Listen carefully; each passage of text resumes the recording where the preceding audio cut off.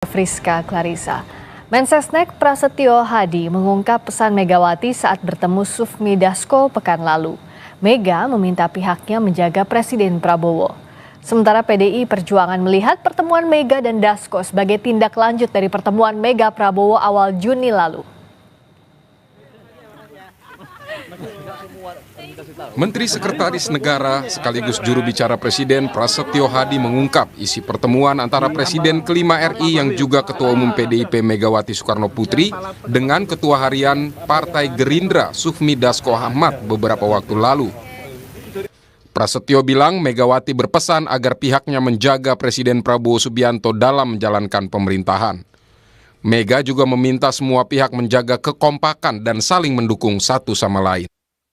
Apa itu ya, Mas? Kemarin kan sudah saya sampaikan, pesannya adalah jaga Pak Prabowo, jaga beliau pemerintahan ini supaya berjalan dengan baik, ya.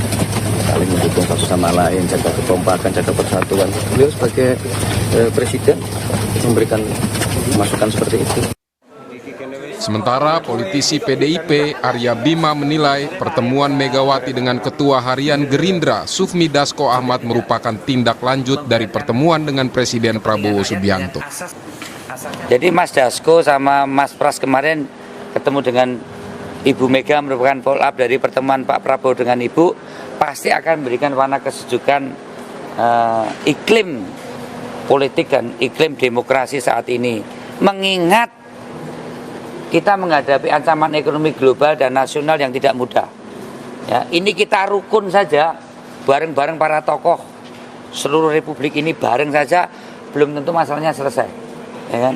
Jadi saya melihat pertemuan itu sangat positif, akan memberikan iklim investasi, ada jaminan suasana kesejukan republik bangsa ini ke depan itu tidak congkrah. Pekan lalu, Ketua Harian Gerindra Sufmi Dasko Ahmad bertemu dengan Presiden kelima RI yang juga Ketua Umum PDIP Megawati Soekarno Putri. Pertemuan berlangsung di kediaman Megawati di Jalan Teuku Umar, Menteng, Jakarta Pusat. Pertemuan ini berlangsung tidak berselang lama dari pertemuan Prabowo dan Megawati di acara peringatan Hari Kelahiran Pancasila 2 Juni lalu. Tim Liputan Kompas TV. Kita ulas makna pesan Megawati saat bertemu Ketua Harian Gerindra Sufmi Dasko Ahmad bersama juru bicara PDIP Ansi Lema, politisi Golkar Nurdin Halid, dan pengamat politik Ray Rangkuti. Selamat malam Bapak-Bapak yang wajahnya cerah sekali ya membahas tema ini tampaknya. Waalaikumsalam warahmatullahi wabarakatuh. Saya ke Bung Ray dulu. Ini pesan jaga Pak Prabowo maknanya apa ya Bung Ray? Apalagi jaga. Itu kan ada kesan perhatian lebih dari Bu Mega. Pesan sebalik itu kan harus berangkat dari apa sih yang isi pertemuan mereka sebelumnya gitu. Nah ini yang menjadi rahasia sehingga Ibu sampai kepada pesan sebaiknya menjaga Pak Prabowo, sebaiknya kompak dan sebagainya gitu.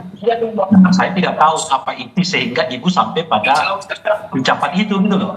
Kan kalau kita misalnya mencoba mengurutnya ke belakang, mungkin ada informasi tentang ini, tentang itu yang sampai kepada Ibu Mega melalui dua utusan Pak Prabowo ini gitu, sehingga respon Ibu Mega mengatakan ya kompaklah dan kira-kira gitu, jagalah persatuan, ya jagalah Pak Prabowo gitu, alias apa gitu.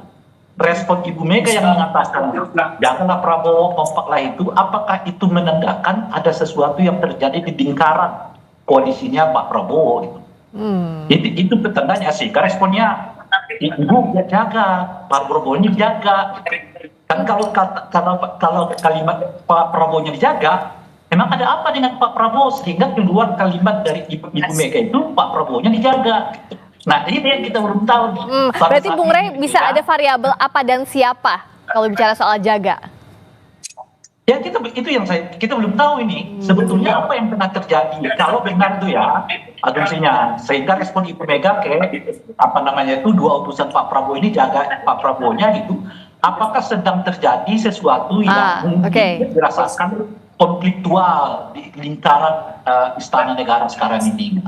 Itu intinya pertanyaannya sehingga jawab Ibu, respon Ibu ya itu tadi ya kan misalnya kan kalau kita datang ke orang lain salam ya dari si Anu, kan jawaban kita ya salam balik ya gitu ya. Ya, baik-baik Diajak kalau si Anu, ya, saya sehat-sehat bisa. ya Tapi gitu kan ya.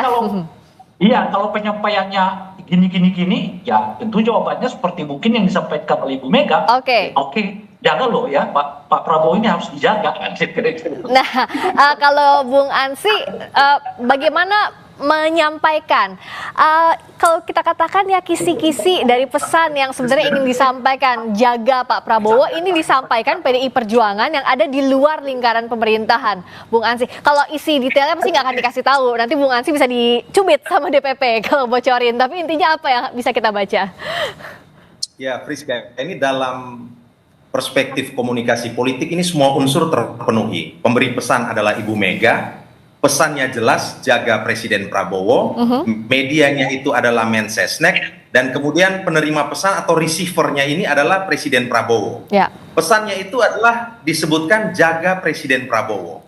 Kami ingin menegaskan bahwa walaupun PDI Perjuangan hari ini berada di luar pemerintahan, tetapi kami punya kepentingan bahwa pemerintahan Presiden Prabowo ini dan seluruh jajaran kabinetnya itu bisa bekerja secara baik untuk mewujudkan ekspektasi, visi, misi, dan juga program kerja dari pemerintahan Presiden Prabowo. Kami walaupun berada di luar kekuasaan, tentu memainkan peran checks and balances untuk memastikan bahwa kita secara bersama-sama itu bergotong royong bisa membangun bangsa ini.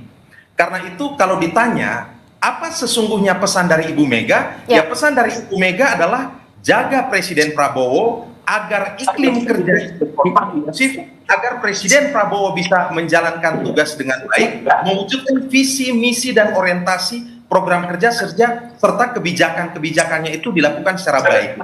Ilustrasi sederhananya begini, Presiden Prabowo ini adalah seorang leader, ibarat konduktor yang memimpin sebuah orkestrasi, dan sebagai konduktor tentu leader ini harus bisa memainkan peran memimpin semua yang mereka termasuk di dalamnya ini bekerja dengan baik. Maka ada 3 unsur penting yang harusnya bisa diwujudkan oleh Presiden Prabowo dan kabinetnya. Jaga Presiden Prabowo yang pertama adalah jaga soliditas kabinet dan pemerintahan ini. Hari ini kita sudah masuk dalam era baru. New era has already come. Presidennya namanya Presiden Prabowo Subianto. Maka yang namanya menteri, para pembantu presiden itu harus betul-betul menunjukkan loyalitas mutlak kepada Presiden Prabowo Subianto. Tidak boleh ada loyalitas ganda atau loyalitas yang lain. Loyalitas ini juga membutuhkan yang namanya soliditas, kekompakan dari jajaran kabinet ini. Betul-betul soliditas, betul-betul kompak, betul-betul guyup, betul-betul pejal ya konteks kabinet ini. Dan kalau loyalitasnya ada, soliditasnya bisa dijaga, maka efektivitas kerja untuk mewujudkan visi ya, dalam aksi implementasinya itu bisa akan menjadi lebih baik. Jadi pesan yang sebenarnya adalah bahwa jaga Presiden Prabowo berarti jaga visi beliau dalam implementasi kerja di lapangan. Jadi jaga visi, loyalitas, dan soliditas. Pak Nurdin, Bang Nurdin, emangnya ada tanda-tanda tidak loyalnya para menteri misalnya di kabinet ataupun tidak solidnya kabinet sehingga harus ada pernyataan Bu Mega yang mengatakan jaga Pak Prabowo? Saya kira bangsa kita bangsa yang besar, ya. Kita menghadapi berbagai tantangan, baik tantangan dalam negeri maupun tantangan itu, maka persatuan dan kesatuan itu adalah salah satu faktor kunci dalam proses berbangsa, bernegara, masyarakat.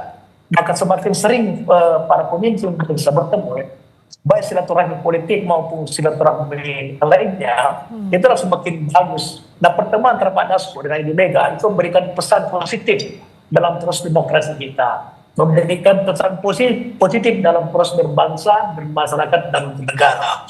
Apapun isi pertemuan itu pesan positif bagi kita melihat daripada pemimpin bangsa seringkali melakukan pertemuan, baik secara pribadi maupun secara politis. Nah, apalagi kalau dikatakan bahwa pertemuan antara Pak Dasko dan Ibu Mega sebagai tindak lanjut pertemuan Pak Prabowo dengan Ibu Mega. Ya. Ibu Mega adalah seorang negarawan yang tentu memberikan pesan khusus tadi. Kita jangan memberikan makna dalam pengertian negatif, dalam positif. Menjaga Pak Prabowo dalam konteks untuk beliau dijaga dalam proses pemimpinannya agar bisa menjalankan programnya, misi-misinya, khususnya atas kita. Sehingga menurut saya pesan Ibu Mega yang 100% ada seorang pesan yang sangat positif dalam proses kita berdemokrasi, dalam proses kita menjalankan seluruh proses ketatanegaraan. Maka itu menurut saya juga salah satu pencerahan demokrasi. Apalagi Pak Prabowo sering memberikan pesan bahwa kita boleh berbeda tapi jangan menciptakan perpecahan. Boleh kita berbeda tapi jangan menciptakan kekerabatan. Boleh kita berpecah tapi persatuan yang kita harus dan pada segala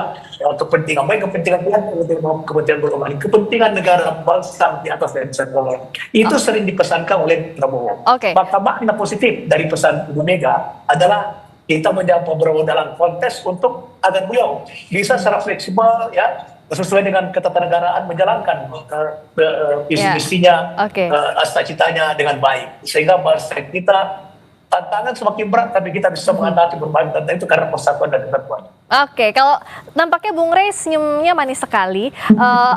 Bagaimana memaknai tadi? Ini makna positif untuk Pak Prabowo menjalankan visinya. Tapi tadi juga pernyataan Bung Ansy dari PDIP mengatakan bahwa jangan ada loyalitas ganda dan harus solid di dalam. Bagaimana membaca ini? Jadi sebetulnya pernyataan Bung Ansy itu memberi sedikit clue ya tentang apa yang terjadi di dalam perbincangan antara Ibu Mega dengan dua utusan Pak Prabowo. Apa itu clue? Arah mana, Bang Rey? Kalau Bang Rey kan boleh bebas ngomong, kalau Bung Ansy masih ditahan-tahan nih, nggak boleh dibocorin. Kalau Bang Rey membacanya gimana? Nah pertanyaannya, emang sekarang ini di antara internal Kim itu, apakah sepenuhnya tidak loyal kepada Pak Prabowo atau masih ada yang loyal ke masa lalu misalnya dan sebagainya? Itu kan pertanyaannya. Nah yang kedua, mungkin ya, karena akhir-akhir ini kita mendengar kemungkinan akan ada reshuffle. Apakah dalam reshuffle ini ada mungkin ya pihak yang merasa dirugikan, merasa dipinggirkan, sehingga katakanlah melakukan semacam manuver-manuver politik gitu ya. Nah isu yang lain itu adalah terkait dengan permintaan purnawirawan TNI untuk memakzulkan wakil presiden dalam ini lagi berat. Nah yang menarik dari peristiwa ini kan hingga hari ini misalnya kita belum pernah mendengar pernyataan resmi atau personal dari orang-orang Gerindra yang menolak rencana ini gitu. Dua partai sudah kita dengar menolaknya. Misalnya Golkar dengan tegas menyatakan menolak, kan Nasdem menyatakan menolak. Tapi Gerindra yang berpasangan dengan Gibran belum memiliki sikap yang terbuka. Apakah mereka menolak rencana pemakzulan itu atau tidak? Nah, jadi kalau kita lihat ruang lingkup yang seperti ini, nah itu yang kita sebut mungkin ada sedikit gejolak di internal koalisi Kim gitu, yang disampaikan kepada Ibu Mega, lalu Ibu Mega merespon mungkin cerita itu dengan mengatakan jaga Pak Prabowo. Jaga Pak Prabowo itu justru kan tidak disampaikan Ibu Mega ke internal PDI gitu. Justru disampaikan kepada utusan dari Pak Prabowo, kan aneh. Kalau sekiranya Pak Ibu Mega mengatakan kepada seluruh kader PDI kita tetap menjaga Pak Prabowo, artinya itu kan ke dalam. Ini justru bertanya kepada orang yang datang ya kan ke Ibu Mega yang membawa pesan dari Pak Prabowo. Respon baliknya adalah jaga Pak Prabowo. Jadi jaga itu ditujukan kepada internal di dalam Pak Prabowo, bukan orang di luar gitu loh. Apa iya Bung Ansy begitu? Cukup luas juga konteks yang dijelaskan oleh Bung Rey. Apakah memang seluas itu juga pesannya Bu Mega untuk Pak Prabowo? Ya, pesan itu kan berangkat dari perhatian dan kepedulian. Kami juga melihat bahwa Presiden Prabowo ini harus betul-betul bekerja dan berhasil dalam memimpin kabinetnya. Maka itu kabinet yang bisa bekerja efektif itu kan dasar yang paling utama itu kan betul-betul harus menunjukkan loyalitas kepada presiden. Loyalitas dalam visi dan juga dalam aksi implementasi, kan begitu. Artinya para pembantu presiden, para menteri yang sudah disumpah itu juga harus bekerja betul-betul berdasarkan visi, misi, arah dan orientasi kerja dari Presiden Prabowo Subianto. Karena apa? Karena ini merupakan modal dasar, modal yang utama. Kalau seandainya loyalitas ini bisa terbentuk, maka akan terbangun sebuah iklim yang kondusif secara internal dari kabinet atau pemerintahan ini untuk bisa bekerja. Dan kami atau Ibu Mega, PDI Perjuangan, berharap bahwa para pembantu presiden, para menteri, ini betul-betul bekerja secara cerdas, bekerja keras, bekerja ikhlas, untuk betul-betul mendukung kerja Presiden Prabowo Subianto mensukseskan agenda-agenda pembangunan nasional. Karena beberapa waktu lalu sebenarnya Presiden Prabowo pun juga pernah di momen Lebaran itu pernah menyampaikan pesan kepada Caimin, ya, ketika itu yang mengumpulkan sejumlah menteri, beliau menyampaikan rapatkan barisan. Ya, sebenarnya apa yang disampaikan oleh Ibu Mega dan PDI Perjuangan, kami ingin hanya memperkuat hal itu. Kami ingin melihat bahwa kalau kami yang berada di luar kekuasaan ingin memastikan bahwa Presiden Prabowo itu bekerja efektif dan kemudian berhasil, apalagi para pembantunya, kabinetnya, partai-partai yang berada dalam Tapi PDI Perjuangan tetap tidak mau masuk ke lingkaran kekuasaan. Pilihan politik untuk berada di dalam atau di luar secara definitif itu baru akan kami tentukan pada saat Kongres mendatang. Tetapi sampai detik ini posisi PDI Perjuangan itu berada di luar kekuasaan, memainkan peran sebagai mitra kritis, mitra, berpartner, mengembangkan politik komunikasi terbuka, silaturahmi, tetapi tetap bisa memberikan kritik-kritik konstruktif, tentu dengan pendasaran ilmiah, dengan rasionalitas politik, didukung dengan fakta dan juga data-data yang valid dan akurat. Itu kira-kira pilihan politik PDI sampai detik ini. Kalau Bang Nurdin, sebenarnya kalau di internal koalisi ada yang nggak solid terhadap Pak Prabowo atau ada keterbelahan nggak sih di sana? Ya, kalau dalam selama ini kita bisa lihat ya bahwa Pak Prabowo pidato terakhir ketika sidang paripurna kabinet menyatakan mengucapkan terima kasih kepada menterinya atas prestasi yang didapat dalam 100 hari kepemimpinan Presiden Prabowo. Dengan ucapan terima kasih dan penghargaan tersebut itu pertanda bahwa tidak ada keretakan sama sekali, tidak ada perbedaan yang mendasar. Ya, kalau perbedaan ini perbedaan dalam konteks pekerjaan, tapi bukan perbedaan dalam konteks politik. Ya, dan perbedaan itu kemudian tidak berujung kepada adanya keterbelahan. Nah, oleh karena itu, kalau kita lihat kinerja para menteri sekarang atas pernyataan Bapak Presiden, itu pertanda bahwa terjadi soliditas kekompakan luar biasa oleh menteri para pembantu Presiden. Nah, secara politik sama sekali kita tidak melihat bahwa ada sesuatu yang membuat kita bisa curiga atau bisa menyatakan bahwa ada keretakan atau ada yang tidak loyal. Persoalan misalnya ada menteri, ya ini kan kita bisa menerjemahkan, menafsirkan karena adanya beberapa menteri yang datang bertemu Pak Jokowi di Solo. Itu sebenarnya bagian daripada di mana beliau adalah seorang pemimpin presiden 2 periode, tidak lebih daripada sebuah penghargaan terhadap pemimpin masa lalu. Bukan dalam konteks bahwa dia menciptakan wilayah ganda, sama sekali tidak ada, khususnya dari Partai Golkar. Partai Golkar itu sangat solid dan apapun jangankan menterinya, seluruh kader pusat Golkar telah diserahkan oleh Pak Bahlil bahwa kita harus solid mendukung apapun yang menjadi program Pak Prabowo dalam konteks untuk meningkatkan posisi bangsa kita di masa depan. Oke, saya minta singkat-singkat dari Bapak-Bapak, dari Bung Ansi dulu. Jadi PDI Perjuangan akan terus menjaga Pak Prabowo, bisa jadi ada kemungkinan di dalam koalisi juga ya, tergantung nanti arah politik pasca Kongres gitu. Bung Ansi, tolong di-unmute dulu. Tampaknya masih termute. Ya. Ya, silakan. Posisi politik PDI Perjuangan itu baru ditentukan di Kongres mendatang. Tetapi hari ini kami masih berada di luar kekuasaan.